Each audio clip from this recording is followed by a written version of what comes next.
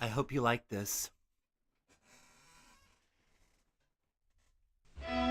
The story of Titanic, the brief wonder of her sailing and the tragedy of her sinking, is only a chapter in the saga of North Atlantic crossings. As late as the mid-19th century, ocean voyages are necessities instead of pleasure cruises. English author Charles Dickens calls his Boston-bound ship not unlike a gigantic hearse with windows in the sides. Of his bunk, he writes, "Nothing smaller for sleeping in was ever made, except coffins." Even after commercial ships begin to sail on fixed schedules, passengers endure cramped, unsanitary conditions for up to a month. Food is bad, disease is rampant, and the sea is unpredictable.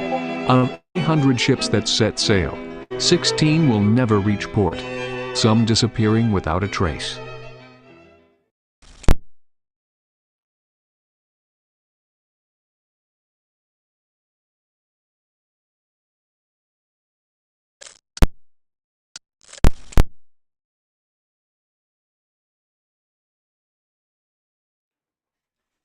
Shipbuilding advances, White Star grows. The Atlantic may be harsh, but the world is getting smaller. Travel and mail between Europe and North America are increasing. By the late 19th century, technology and ship design are advancing to meet these needs, and shipbuilders focus on comfort, style, and speed. With each advance, the transatlantic run takes less time. Seeking to make the most of this trend, a Liverpool businessman named Thomas Henry Ismay legally incorporates the bankrupt White Star Line he bought in 1867. Financial backer Gustav Schwabe arranged the deal with one main stipulation: that Ismay work exclusively with the Belfast shipbuilding firm Harland & Wolff, partly owned by Schwabe's nephew. The new White Star orders 6 innovative liners. The first one is Oceanic, and she sails in March 1871.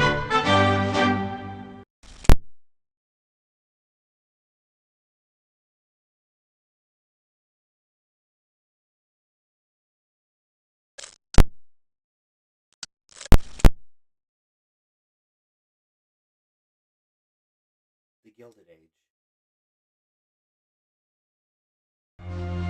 The new luxury liners are being built for a new kind of passenger who can afford them.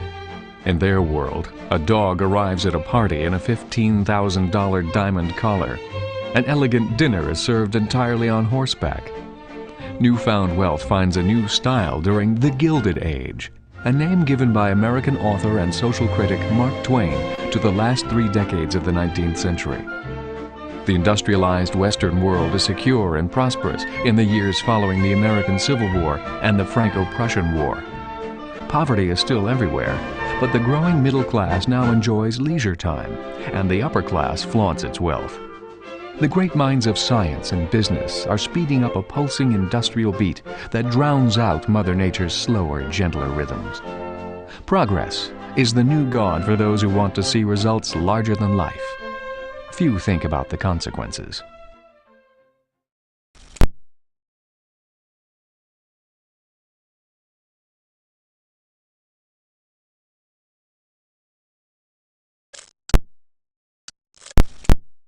White Star accelerates shipping war. Accelerates shipping war. During the Gilded Age, bigger certainly is better in the war of commerce between shipbuilders.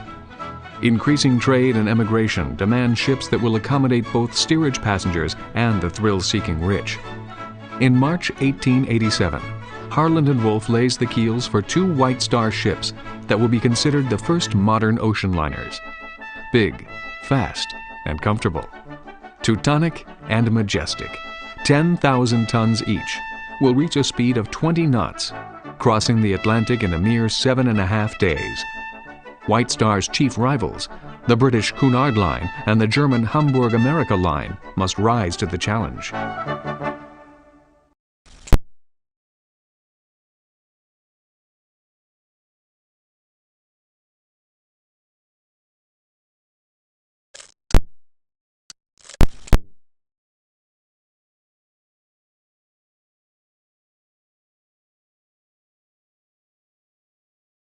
Not everyone is optimistic about the industrial race toward the 20th century. Morgan Robertson, an American writer and self-professed psychic, spins a cautionary tale in his 1898 novel, Futility. He tells of Titan, a huge ocean liner that strikes a North Atlantic iceberg one April night and sinks with great loss of life.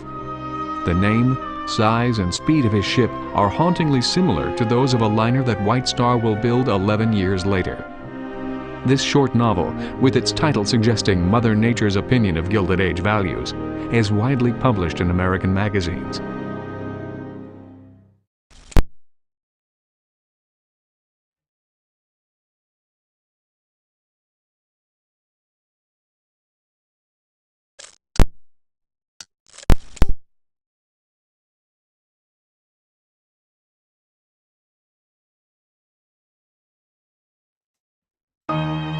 One American with no fear of progress is financier J.P. Morgan. The booming Atlantic passenger trade has caught his eye. He starts a price war with the lines he already owns, and then makes attractive offers to those British, European, and American lines who are losing money. His international navigation company grows to become International Mercantile Marine. Morgan's desire to own a major British shipping enterprise focuses on the White Star Line. In December 1902, he buys White Star for £10 million, 10 times its earnings in 1900.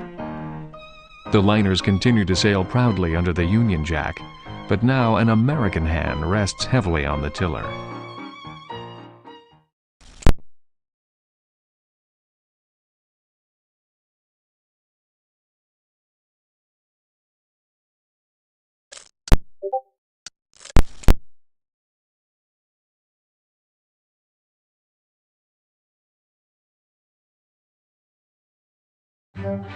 The White Star Line flourishes with the International Mercantile Marine's backing.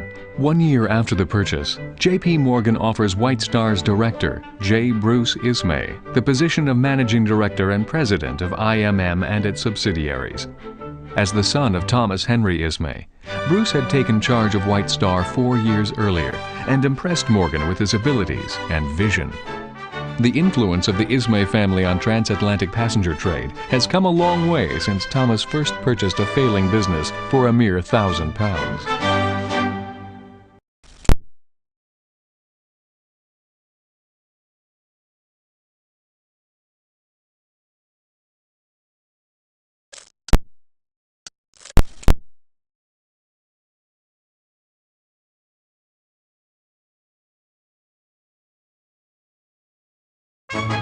In 1907, the Cunard Line amazes the world with 2 revolutionary ships, Lusitania and Mauretania.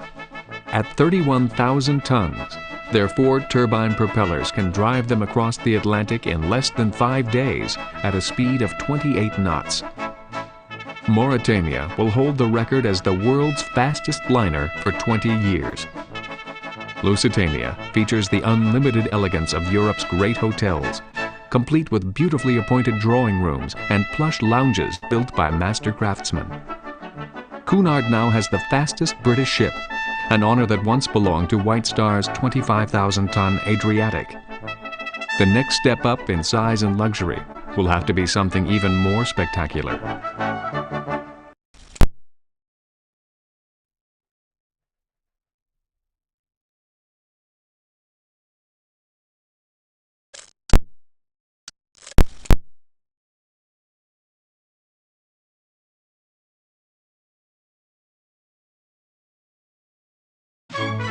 While Cunard has positioned itself for speed, White Star will astound the world with sheer spectacle. That same year, over a pleasant summer dinner in London, White Star's Bruce Ismay and Harland & Wolff's Lord William Peary conceive a new line of ships. They envision the largest moving objects ever made by man. 3 liners to surpass both Cunard and their German rivals. At 45,000 tons, these ships will be 50% bigger and 100 feet longer than anything yet built, able to carry more passengers to America than ever before. These 3 liners will be constructed to lure the world's wealthiest travelers with their magnificence. They will be called Olympic, Titanic, and Gigantic.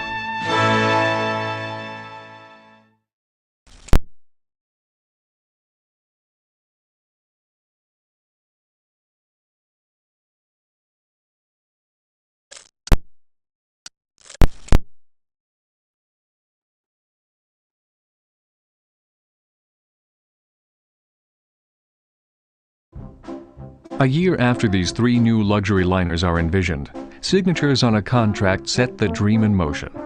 Bruce Ismay, Harold Sanderson, and other ranking White Star members arrive in Belfast to review Harland and Wolff's construction plans for these 3 new wonder ships. William Peary presents the drawings, assisted by his nephew and managing director Thomas Andrews. The contract, signed on July 31st, states that Harland and Wolff will begin construction of 2 liners now and the 3rd later. This agreement signals an economic boom for Belfast, whose lifeblood is shipbuilding, and a higher profile for Southampton, fast becoming England's leading passenger port.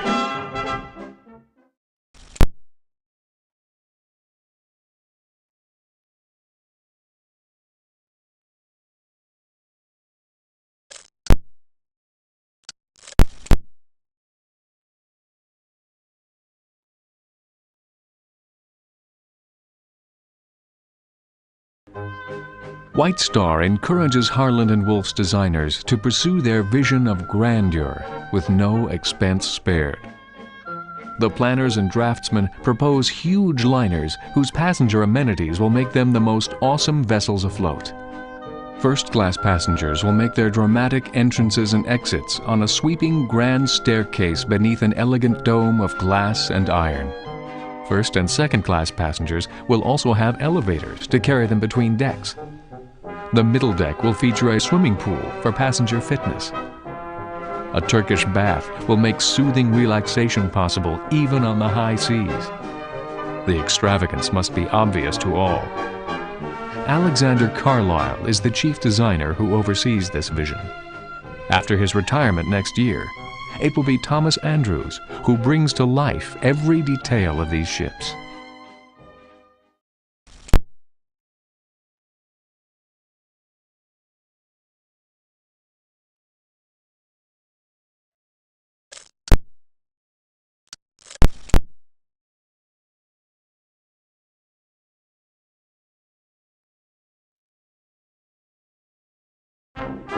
The next generation of ocean liners moves from the draftsman's table to the real world of the ship workers.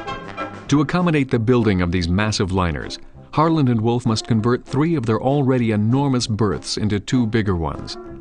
By the end of the year, they have built the tallest gantry ever, which towers over Belfast, and laid Olympic's first keel plate beneath it. They are hiring ship workers in record numbers. The channel of the river Lagan must be dredged to 50 feet for ships with a deeper draft. In Southampton, White Star arranges for similar dredging. Meanwhile, Bruce Ismay is in America, doing whatever is necessary to ensure that the piers in New York Harbor will be long enough for his liners to dock.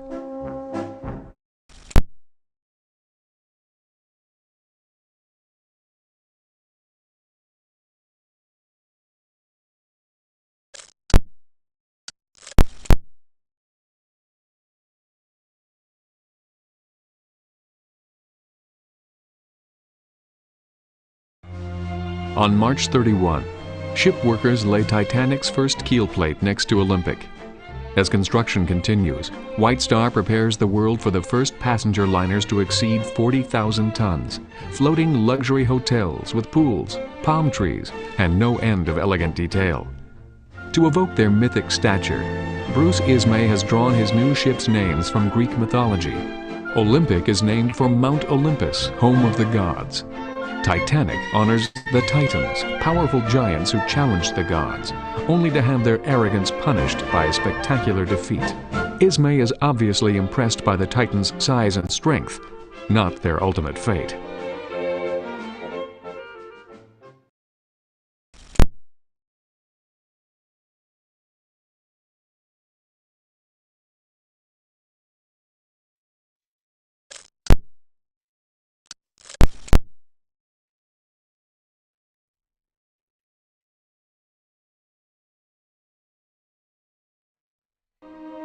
In 1909, all ships need to carry lifeboats, but not everyone agrees on how many.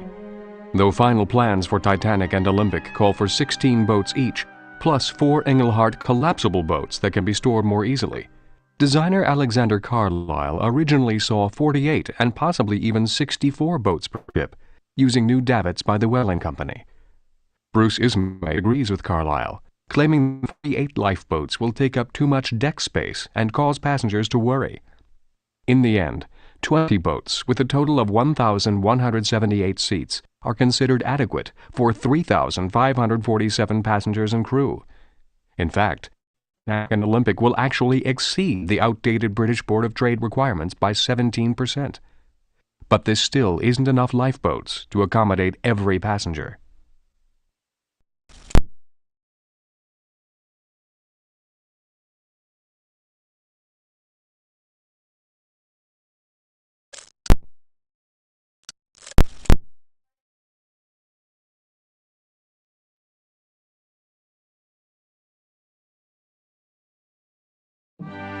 On May 31, 1911, Lord and Lady Peary, both celebrating birthdays, host a group of visitors in Belfast for the launch of Titanic.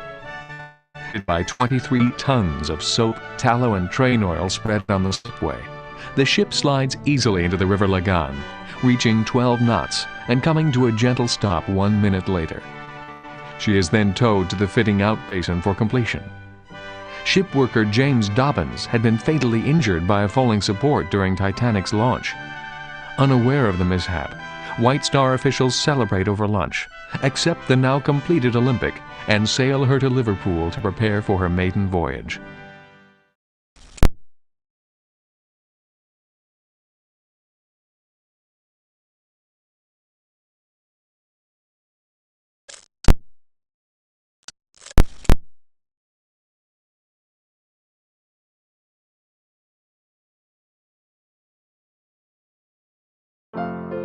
Like the Olympic, Titanic's safety features set new standards for marine technology. Harland & Wolff has given Titanic a double-plated keel and a system of watertight compartments that allow any two of them to flood without sinking the ship.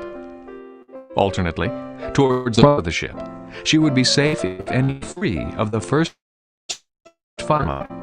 Even in a worst-case scenario, if every single one of the first 4 compartments were to fill with water, the ship could conceivably stay afloat. Should the hull ever be punctured in one or more places, electric watertight doors would close automatically. Powerful pumps will empty each flooding compartment long before water can reach the gaps between the top of the bulkheads and the ceiling plates. Shipbuilder magazine calls White Star's huge new ships practically unsinkable. In the public mind, this is as good as just plain unsinkable. Expectations for Titanic now run even higher.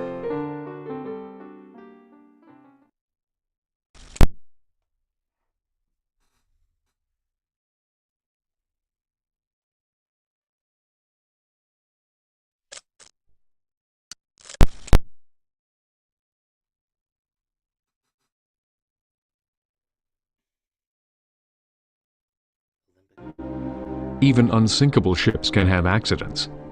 As Olympic leaves Southampton on her 5th voyage, the Navy cruiser HMS Hawke suddenly veers toward her and rams her midship on the starboard side. Hawke thrusts 8 feet into the vast hull, tearing a 40-foot gash below the waterline. Olympic is towed to Belfast for repairs. Naval engineers determined that water displacement caused by the huge vessel had swept the much smaller boat into its wake. Work on Olympic delays Titanic's scheduled maiden voyage by 3 weeks. Because of this and a previous accident with a smaller vessel, some suggest that the new ships are just too big.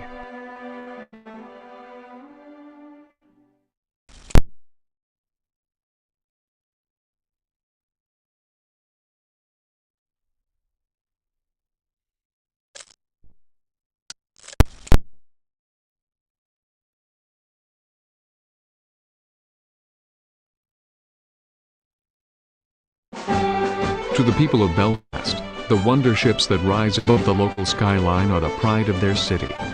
Harland & Wolff employs nearly 15,000 men, most of whom have bent their backs in labor over Olympic and Titanic.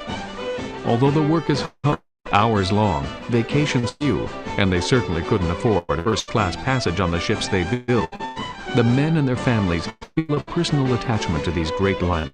For these craftsmen, is no greater satisfaction than to have the eyes of the world rest admiringly upon their work.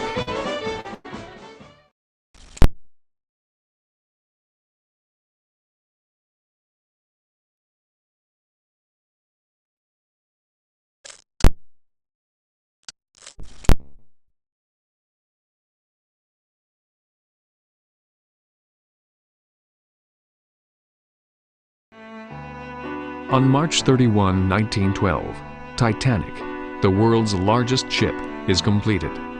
Her 882-foot hull is built of more than 2,000-inch thick steel plates, held together by more than 3 million rivets. 2 massive anchors will hold her in place, one for each side, with a third stored in reserve on the forecastle. 29 boilers drive her 2 colossal reciprocating engines and single turbine, generating up to 46,000 horsepower. Her displacement weight is 52,310 tons, even more than Olympic. The cost of building and fully equipping Titanic has come to £1.5 million, or $7.5 million, nearly $125 million by today's standards. The White Star Line anticipates a quick and glorious return on its investment.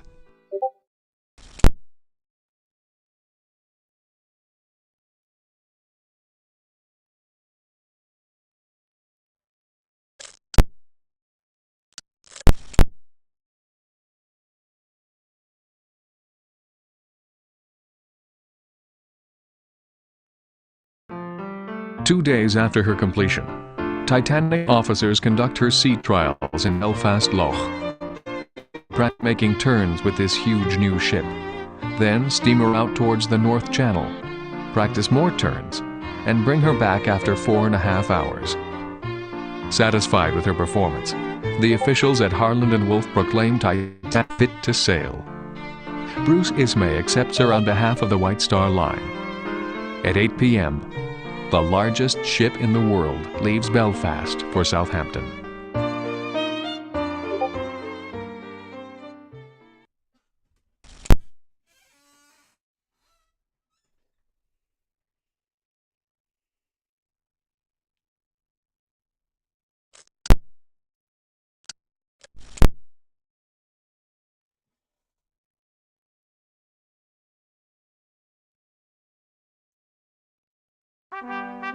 At midnight on April 3rd, after steaming down Britain's west coast and passing her sister ship at sea, Titanic arrives at the White Star Dock in Southampton.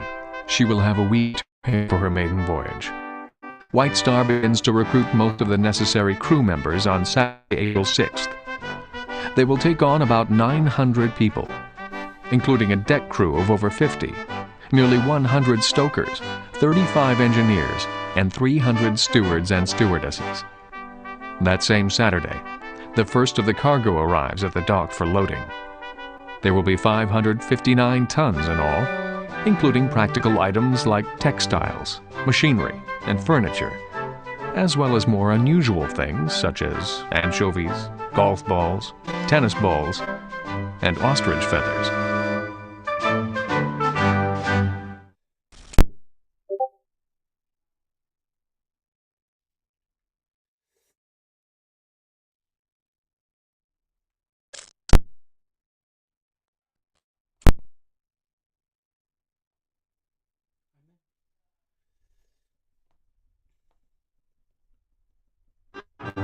For Titanic to sail, she must have coal, 5,892 tons of it. Normally this would be easy. However, a coal strike has gripped Britain since late February. Shipping, rail lines, and much industry is at a near standstill.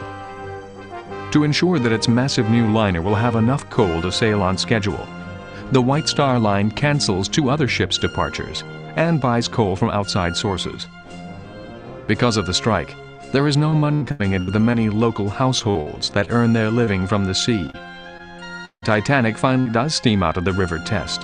3/4 of her crew will be Southampton residents, making many Southampton families happy that there is work again.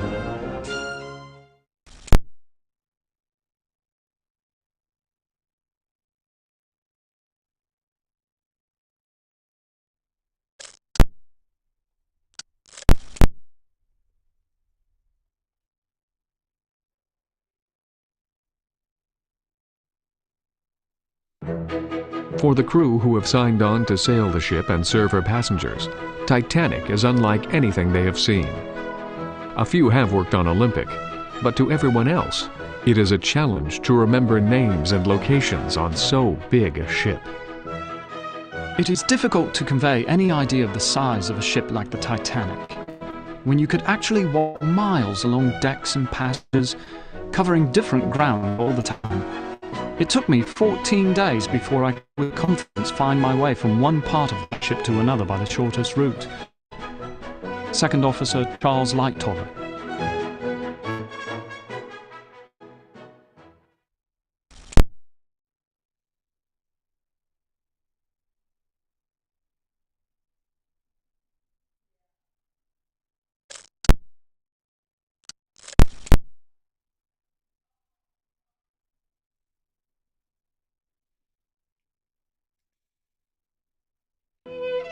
Captain Edward J. Smith boards Titanic on Sunday. The very soul of grace and confidence, his pleasant attitude and pristine record make him the ideal commander. Crew members respect him, and wealthy passengers go out of their way to sail with him.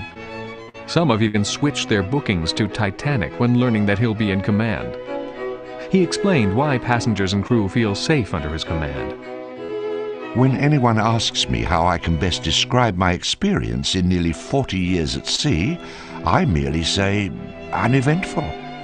In all my experience, I've never been in any accident, or any sort worth speaking about. Captain Edward J. Smith. Now, after 32 years and more than 2 million ocean miles with White Star, after achieving the rank of Commodore at more than double the salary of his counterparts on the Cunard Line, the 59-year-old captain will retire when Titanic returns from New York.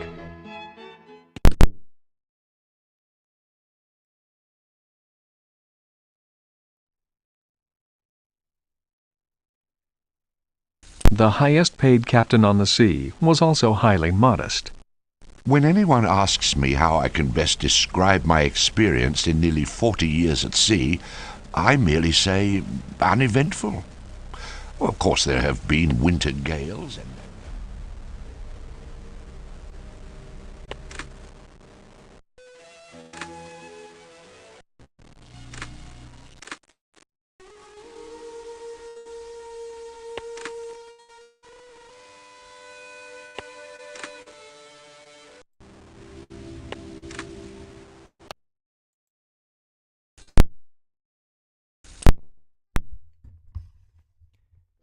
Captain Edward J. Smith, lost at sea. Edward J. Smith, 59, was a veteran of the White Star Line's elegant passenger steamships. He began life far from sea, the son of a potter turned grocer in Hanley, Stoke-on-Trent. At age 12, he went to work at a local forge, but it was a bad time for the iron industry. Smith traveled to Liverpool at 14, signing on to the merchant clipper ship of which his half-brother was captain. From that moment on, the sea was his life. He joined White Star in 1880 as a fourth officer on Celtic and first sailed as captain aboard Republic in 1887.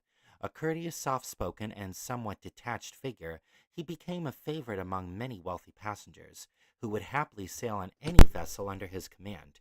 Most recently commissioned to Olympic, Smith's transatlantic crossing on Titanic was to be his final voyage before retirement. On the night of the sinking, he was last seen entering the wheelhouse shortly before the bow took its final plunge.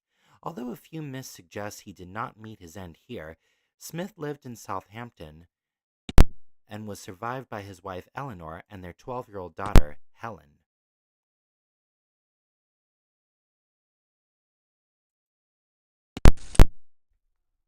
The highest-paid captain on the sea was also highly modest.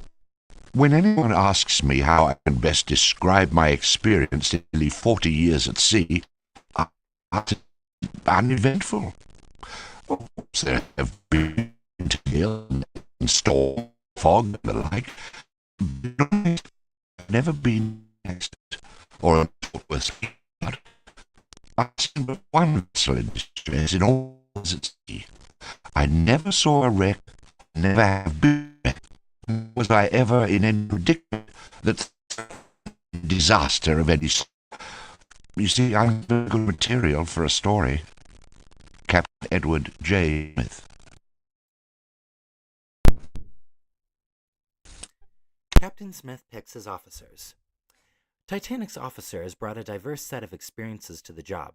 As the highest paid, most prestigious captain of the White Star Line, Edward J. Smith was free to make the best possible choices for the navigation officers who would be under his immediate command on Titanic's maiden voyage. Chief Officer William Murdoch, First Officer Charles Lightoller, and Second Officer David Blair, Smith's first selection of senior officers, were drawn from the ranks of men with whom he had sailed on previous voyages. Third Officer Herbert Pittman had been with White Star for 5 years, so had Fourth Officer Joseph Boxhall, an ambitious young man who quickly became Smith's favorite. Fifth Officer Harold Lowe, although he had been with White Star only a year,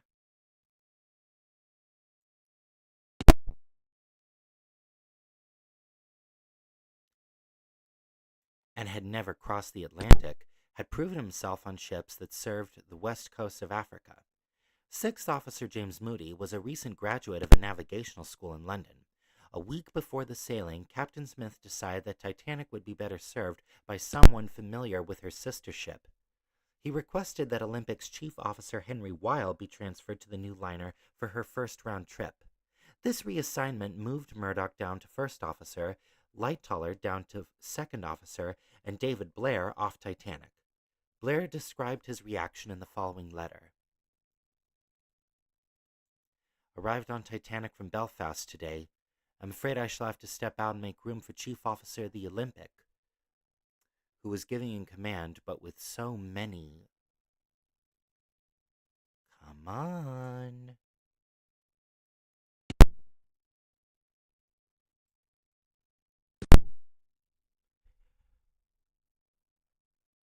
But with so many ships laid up, we will have to wait. This is a magnificent ship. I feel very disappointed I am not able to make the first voyage. From Titanic Voices by Hyslop Forsyth Jemima.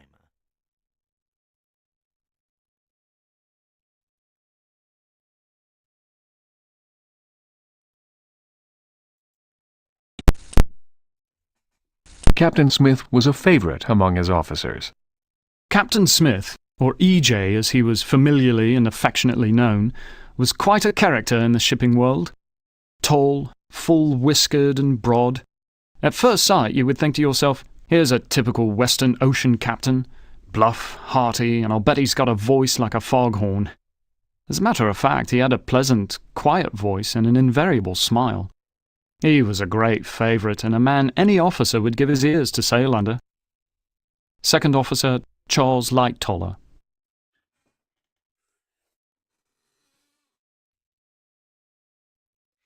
Now for the best part, the tour.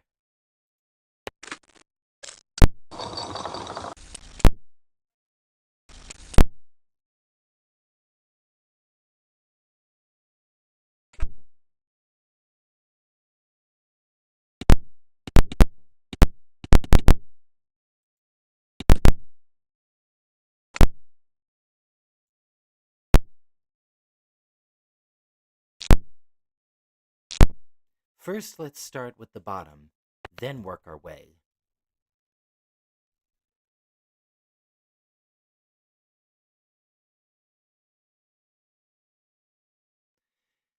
Now this, I'm sure you can guess, is the cargo hold, where you can see the Renault.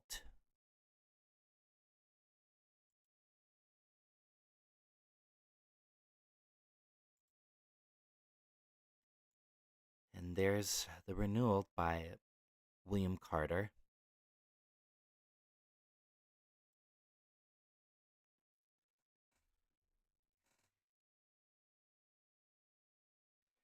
I think it's nice that they have this game on here, but it kind of lags.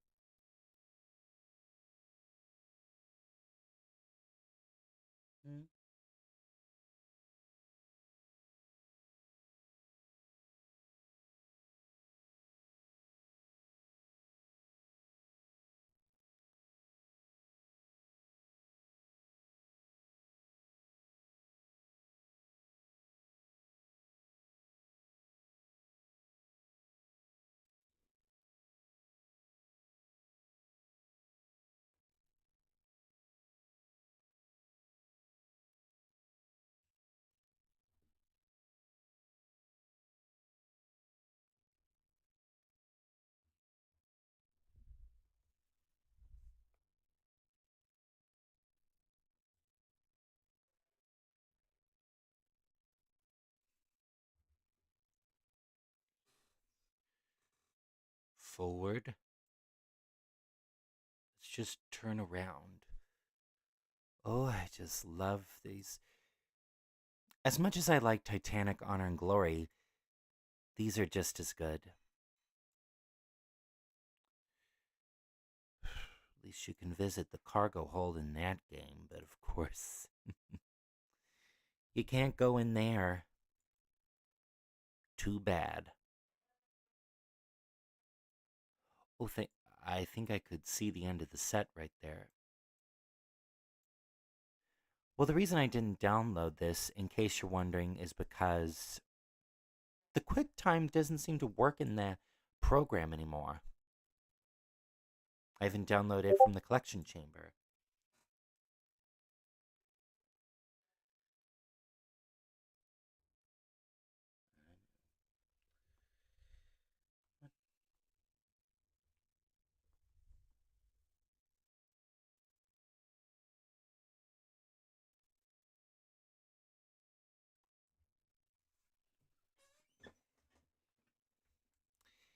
Now back to the ship drawings, and I can take you to the master-at-arms cabin.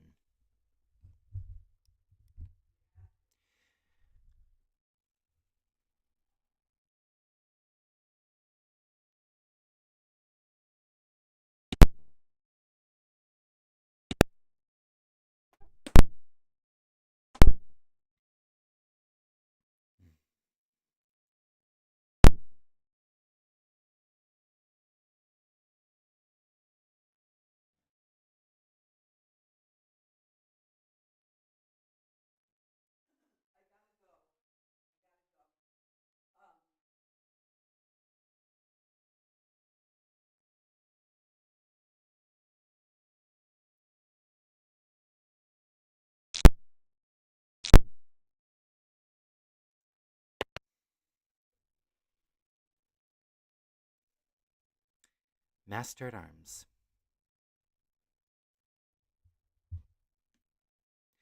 Can you imagine how many times I begged to see this particular cabin in Titanic Honor and Glory? Probably the one thing that my wish came true at that.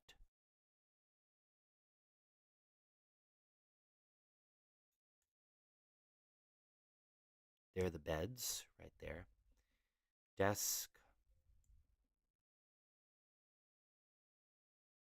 I don't remember a stool being there. But the pipe, yeah, that was there. And he's got a desk. In the on the real Titanic, Jack would be locked in a padded room. So, when I decided to rewrite my novelization, I moved him there.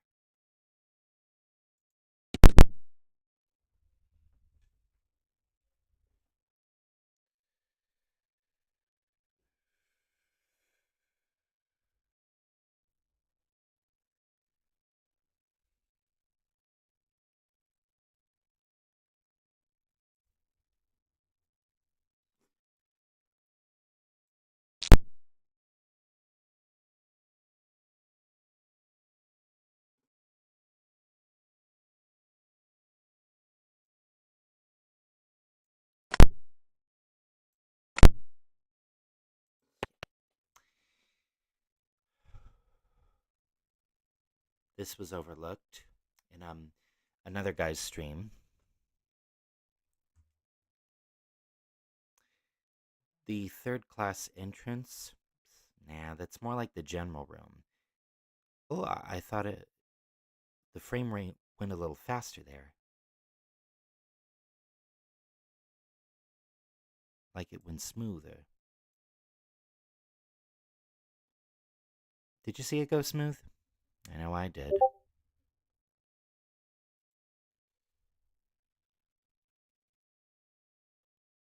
When I was playing Disney Villain's Revenge, when you're on the screen where you have to pick up the sword, the screen surprisingly was smooth, like I could move the arrow very fast.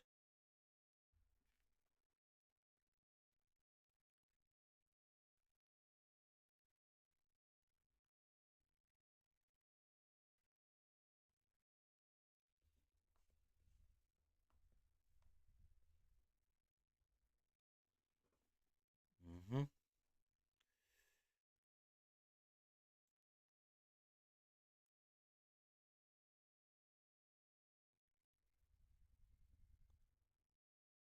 Of course, this is where the dancing took place on two stages. But to be honest, this doesn't really add up.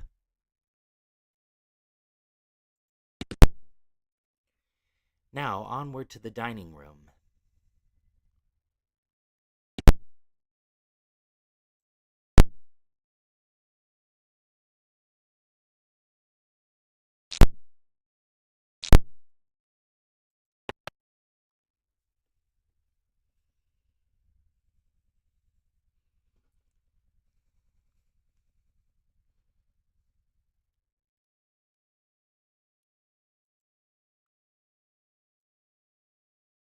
It looks exactly the same on the real Titanic, except there are lamps. I would love to dine here, but I'd have to get dressed for the occasion. Then again, you didn't have to go super fancy, as far as I know.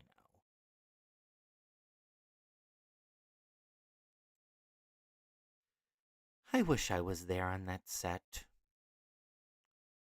That air with this quality reminds me of Anastasia.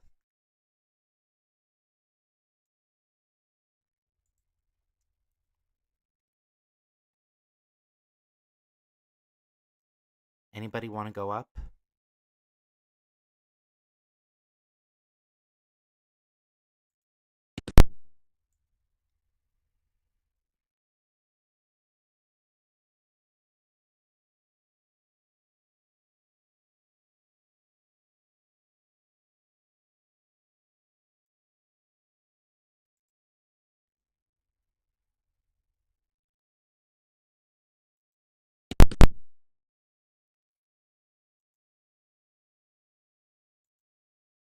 Into the one cabin that should be in a publicly available version of Titanic Honor and Glory, and that's B-52.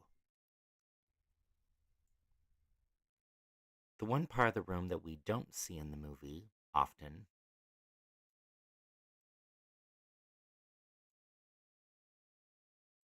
Another thing we don't see is the bathroom.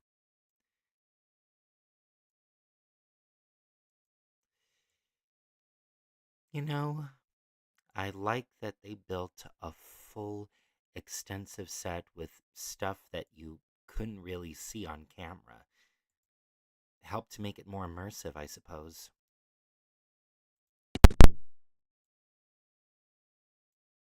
What's that chair doing in the way? To A deck?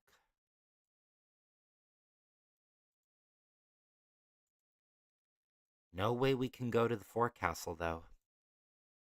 I've even extracted the files for the 360s. That's all you get.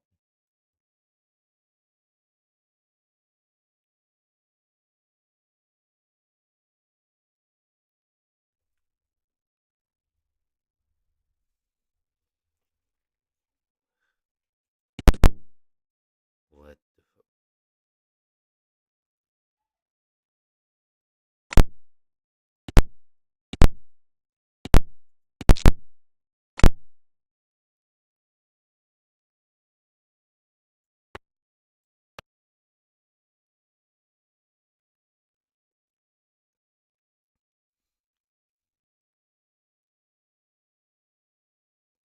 And here we are on the bridge.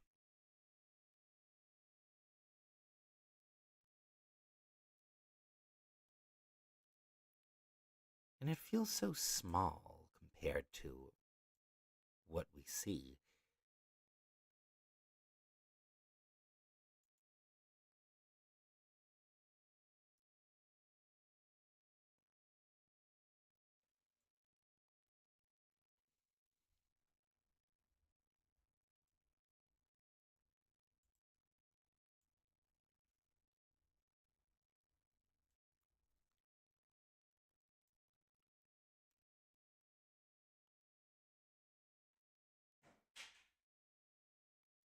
Please enjoy this view.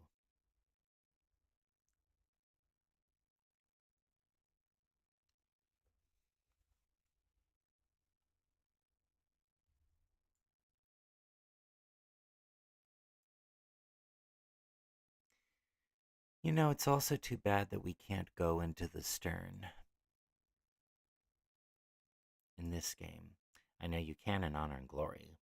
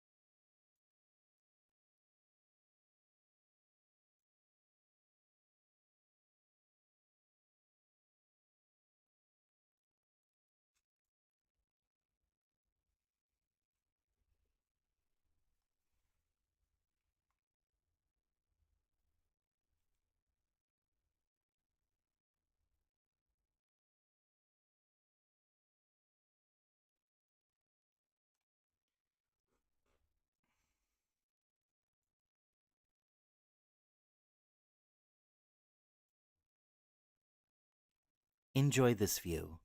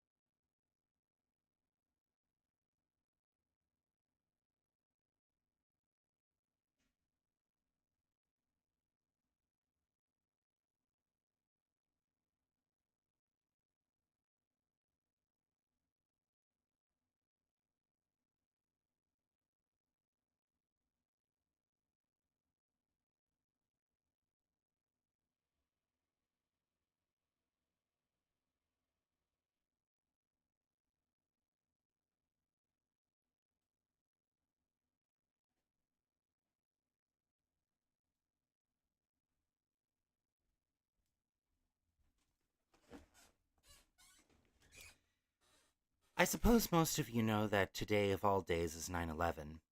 I don't remember much of where I was on that day. All I can remember is that I went downstairs for breakfast.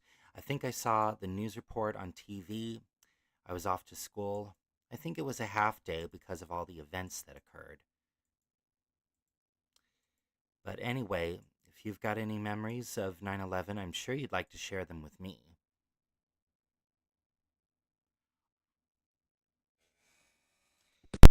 First, okay, secondly, we will go to the smoking room and the veranda cafe, and then we'll be done.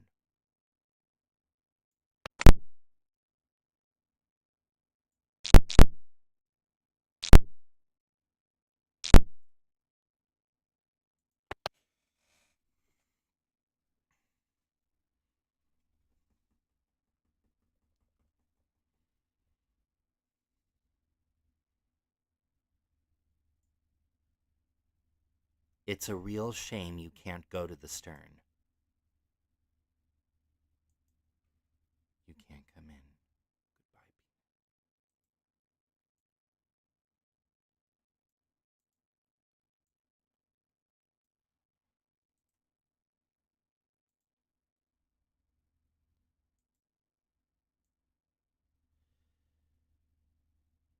At least Honor and Glory got the chair right, but the architecture is right. It's supposed to be curved, not just a simple chair. And you can only go halfway. Who? My screen. What else? Anyway, that's it for here. Goodbye.